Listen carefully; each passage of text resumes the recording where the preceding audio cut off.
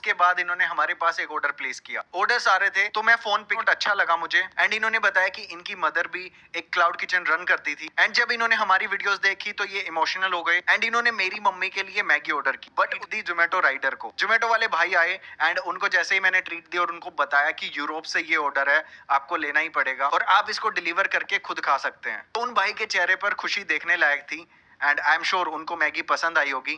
Thank you so much. आम देसी फूड्र एवं धीरे धीरे ग्रोथ होबार लगी एवं यह देखिए आम आमर फेसबुक रे इंस्टाग्राम रे धीरे धीरे पेज बनाऊँ ताकू आप फॉलो चाहिए फॉलो करेंगे। इंस्टाग्राम रे देसी फूड 763065 अच्छे आम देसी फूड पेज एवं आम फेसबुक रे मध्य देसी फूड पेज अच्छी, यहाँ को चाहिए भी आप करेंगे। आम ए तमन्ना एवं प्रवीण नामक यूट्यूब चैनल बहुत ग्रोथ रे अच्छी, देखिए से भी आम भाई क्लाउड किचन आरंभ कर बहुत सक्सेस होती।